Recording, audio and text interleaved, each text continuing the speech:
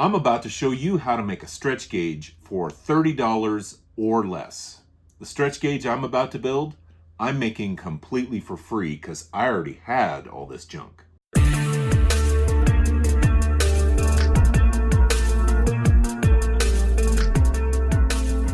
Greetings, fellow DIYer, and welcome to my video. Believe it or not, I am actually making progress on my 393 Windsor build. I know you haven't seen the progress because that video hasn't dropped yet, but I have started the assembly and you will be seeing that in future videos. Which brings me to why we're here right now. As part of that assembly, I needed a stretch gauge.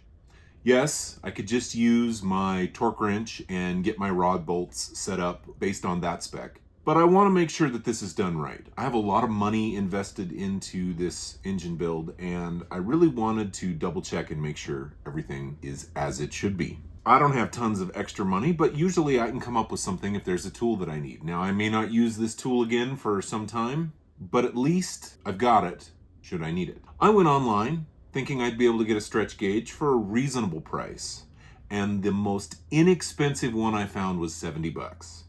The most expensive one I found was close to 300. For something that's not going to get used very often, that's ridiculous. So I decided to make one myself, and I'm going to show you how I did it.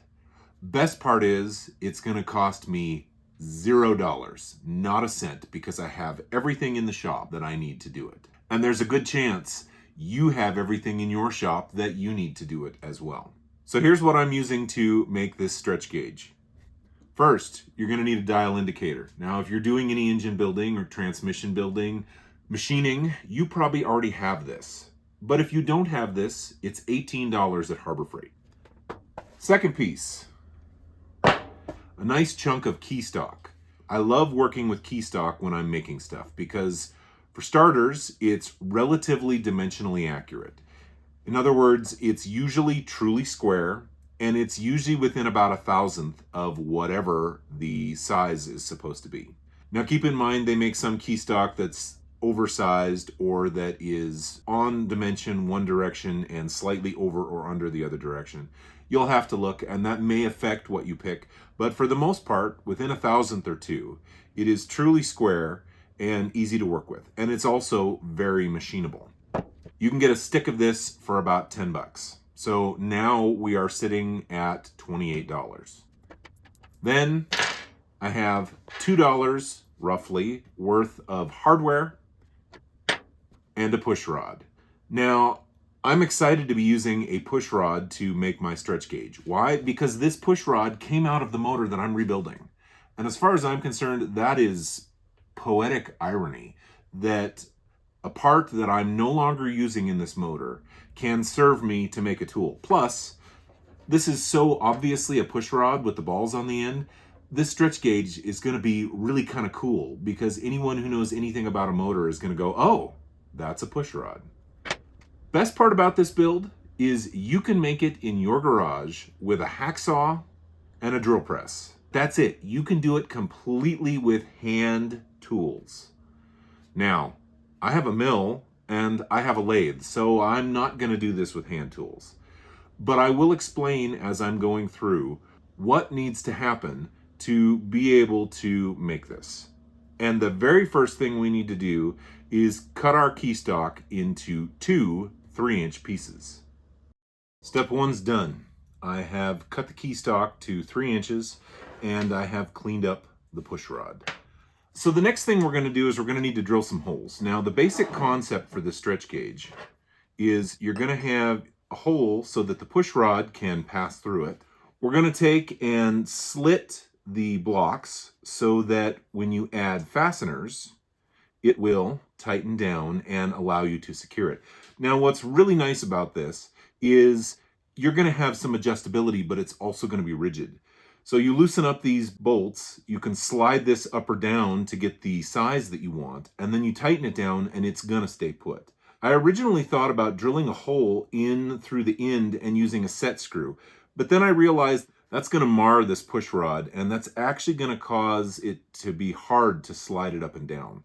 By going with this clamping technique, we're going to get a much better tool that will be adjustable and can be used for a lot of other projects. On the top, we are going to drill a 3/8 hole for the dial indicator. And again, we're going to use a clamping technique so that it is held into place. And then perfectly in line with that, we're going to drill a hole in the bottom that will be this 5/16 bolt that I will have turned a point on the tip. Now, this is one of those things that if you don't have a lathe, there's lots of things you can come up with. There are specific pieces of hardware you can buy that would be able to screw in and would have a pointy tip on it. This is something you could potentially turn into a pointer by chucking it up in a drill. There's lots of ways to skin a cat here. I'm going to use what I have. I have this bolt on hand, and so that makes it pretty simple. I realize this is kind of looking like a stretch gauge, but it doesn't completely look like a stretch gauge. We need to start putting it together. The next step is going to be drilling our holes, and our holes need to be lined up with each other. I went with 3 inches on this block so that I had plenty of room to be able to fasten stuff. In other words, to have the space on the ends to where I can create the clamping. If I do 3 inches and I come in roughly 3/4 from the end on each one, that will give me the holes that I need, and it will allow me to line everything up perfectly. But I'll still have enough clamping space on the end for our fasteners. And that makes the distance between here and here 1.5 inches, because 3 inches minus 3/4 of an inch minus 3/4 of an inch is 1.5 inches. So let's take this to the mill and start milling these holes in. Now, if you don't have a mill, you can use a drill press. You want this to be as accurate as possible, but it really doesn't have to be perfect. If there is a slight mismatch between the tip of this and the tip of this, it's still going to be consistent for your measurement. And so it's going to give you a relatively close measurement. Now, yes, the further off you get, the less accuracy you're going to have. But a little bit of a misalignment should still allow you to get the job done. And if I was doing this without using the mill, I would scribe some lines, double check with a set of calipers, measure, get my holes lined up as well as I possibly could, and then I would drill my pilot holes. And then I would take that caliper and I would measure again. And I would take a needle file and adjust the holes to get everything perfectly lined up, and then I would punch them out to size. So another technique you can use if you're using a drill press is to drill the holes out in the first piece of key stock. Take the second piece of key stock, clamp the two together, and then use these as a way to drill your pilot holes. The downside to doing it this way is the holes might wander as you drill them, but typically if you're doing a bigger size, 1/4 inch or so, as long as these holes are straight and true to begin with, they should help guide, and you will end up with straight and true holes in the second piece. That's just one more option for those of you that are doing it with just a drill press and a hacksaw. Off camera, I drilled 7 holes, 3 of which were stepped, and I'll explain that in just a second. Overall, we are just about there. I also cut a tip onto this with my lathe. In retrospect, I'm thinking a set screw would have been a better option. You can get them really long. They already come oftentimes with a tip on them, and they have the keyed end to take an Allen wrench. So I'm thinking rather than just picking up a bolt, if you don't have a lathe, that's probably going to be the simplest solution. The holes that I made are as such. I have the 2 5/16 holes that fit on the push rod. I drilled and tapped a hole for my pin. Now, I'm sure you're thinking at this point, wait a minute, I don't have a tap and die set. He said you could do this with a hacksaw and a drill press, and that's all it took. Now he's pulling a bait and switch, and he's saying you have to have a tap and die. Well, you really don't. I made it so that I could thread this anvil into the block. But if you don't have a tap and die, go ahead and drill it out and then just put a jam nut on both sides. It will accomplish the same thing. Just make sure that the hole you end up drilling is a nice slide fit for the bolt so that there's not a lot of slop. That'll keep it located in all directions based on this block, and it'll also keep it lined up with the dial indicator. These are the holes that I had to do in a stepped fashion. So there's one more step, no pun intended, that has to happen in order to be able to get this all put together. And that is, I'm going to take my slitting saw on my mill and I'm going to cut a slit through this piece of metal. What I did with these holes is I drilled them out to the correct size to be able to tap them size 10 32. But then I went and got a bigger drill bit, one that is basically slightly bigger diameter than the 1032 bolts that I have here, and I drilled that halfway through with all three of these holes. And the reason I did that is so that they can go in halfway. Then we're going to cut a slit in them, and the other half is now threaded so we can screw it down. That's going to create pressure on this push rod, and it's going to create pressure on the shank of the dial indicator. And what that's going to end up doing is it's going to provide our holding power. I'm sure when I end up cutting the slits, it's probably going to booger the threads up a little bit. I have already tapped this, just like I already tapped this hole. And the reason I tapped it first is once we get to the point that the slits have been cut in, I can just go back in and chase it with the tap. So this ends up going in right there. And you can really see we are starting to have a bolt stretch gauge. Now, the other thing that I want to point out is you may look at that and go, there is a lot of material between where this bolt is and the center of this hole. And I did that on purpose because I wanted to have more sticking out to create more leverage. These are really small screws, and by having it be bigger, more material between here and here, that allows me to tighten it down easier with the fine threads that I have here. One thing I did not think of when I was putting all this together was this extra material down here. There is no need for a clamping screw. I could have easily done this with probably a 2 3/4 or a 2.5 inch piece of steel. I may go back and trim that off for aesthetics, but for right now, I'm just trying to get this tool functional. So if you don't have a mill, or you have a mill but you don't have a slitting saw, all you need to do is take this over, put it in the bench vise, and then very carefully take your hacksaw and cut a slit. Now that's going to take some work.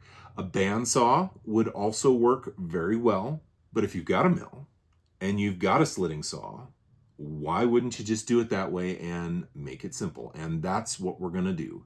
So I'm going to head over to the mill and I'm going to use my slitting saw. And then after that, we will be able to assemble this entire piece. The slitting went very well. I have nice slits cut in the 3 ends that need to have slits cut in them. If you think that slitting saw is too big for that mill, you would be right.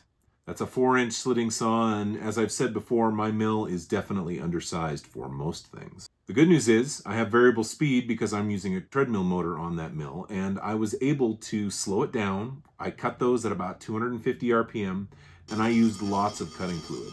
And the really nice thing is once we had the slitting saw in past the tightening hole, I was able to actually fill that hole with cutting fluid, and that allowed a continuous flow of oil.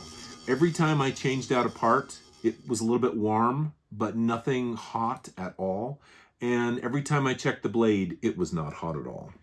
One thing that's super important is after I did the slitting, I came in and I cleaned up all the edges on all 3 sides. So this side, and then I came in and I used this triangle needle file on the inside, and that's the critical one. Why?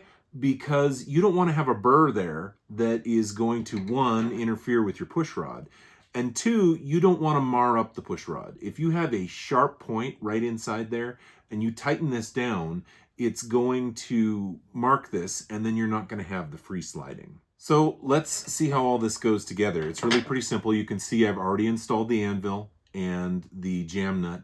Like I said, I think I am going to find a nice long set screw instead of using a bolt and a nut, but for now, I think this will get it done.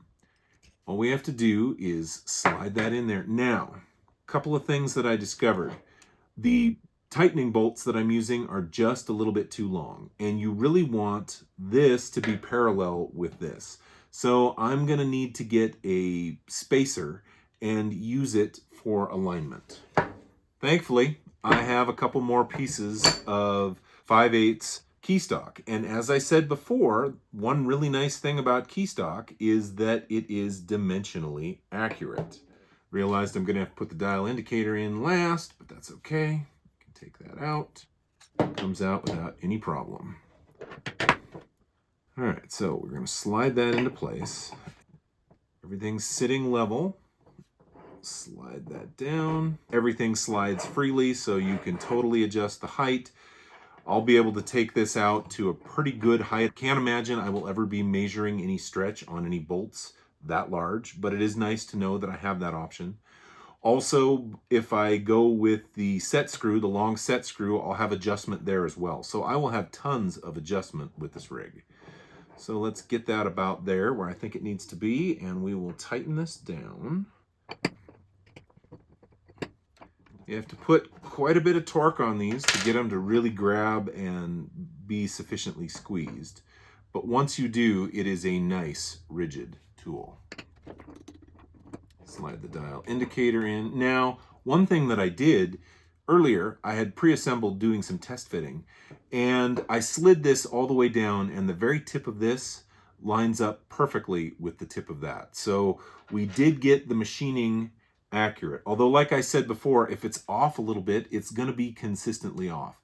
That little bit is going to create a slight angle, and that will affect your readings, but not enough to really mess things up, I don't think. Tighten that one down, and there you have it. One stretch gauge. Didn't cost me a thing because I already had all this stuff.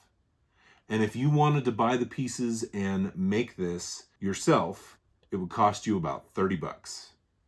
So as is typical with some of my projects, I get done for the day because it's finished, and then I go in, I maybe make a post on a forum or Facebook.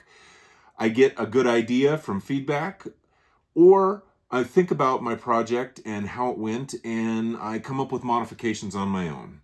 Yes, it's true, nothing is ever finished. So this is the finished version of the stretch gauge. Now, I've made 3 modifications. The first is that for the 5/8 push rod, I actually ended up extending the slits further past the actual push rod itself. I did that because I wasn't getting as good a clamping power as I really wanted, and these two are the important ones. But I found that this holds really tight with the way I had slitted it before. But these I had to crank down pretty hard to get the kind of tightness that I wanted. So by slitting them further past, I was able to get more clamping power without having to crank these nearly as hard. It just goes to show, do it right the first time. I had planned on cutting these past when I was originally designing this in my head, and I didn't follow through with that. It was getting close to the end of the day as I was doing the slitting saw operation, and I thought, we'll just go to the hole and call it good. Second thing, I mentioned earlier that I had left quite a bit of material in front of the anvil, and I realized when I went to install this assembly on a connecting rod, this part of the tool was actually hitting the body of the connecting rod. Now there's 2 ways to fix that. One would be to put a longer anvil in the block, and I think I am going to do that. I'm going to get either a longer bolt that is threaded the full length, or I'm going to get a set screw. Either way, it's not going to cost me more than a couple bucks. And then I will turn a point on the end if it doesn't already have one. And then as you can see, I also cut the tip off and rounded it off to give me more clearance. The last modification that I made to this tool, and one that I got from someone else, this is actually what was recommended to me on a Facebook page, is that I take the tip off of my dial indicator, I put a spring between the body of the fixture, and then I put a washer on this end and I reinstall the tip. And what this does is creates extra tension between this point and this point. And that doesn't affect your measurement, but it does affect the gauge's ability to stay on the piston in a located position. Now, this is a stock piston, and it does not have a divot on either end. There's a little bit of a cup on this end, but there's no divot on this end. So this is not a really good example, but I can still get it to stay put. If I get that roughly where I want it. Now it is good, the weight is going to pivot, but it does hold itself. So if I'm using this as a measuring tool to measure after the fact to see if my torque wrench worked, this is not so critical. But if I'm using this specifically as a stretch gauge to tighten this bolt down until I get the correct amount of stretch, this spring and washer is a must. Now the washer and spring I had laying around my shop, but the washer I had is copper, and that's not going to last the test of time. So I will end up needing to get a replacement washer. I'm also going to see if I can get a replacement tip for this that has a little bit longer shank on it, or maybe make my own tip. I have not quite decided yet, but that's not required. There are enough threads I feel engaged into the dial indicator. I would just like to have a few more. All right, maybe for real this time. There it is, finished, my stretch gauge.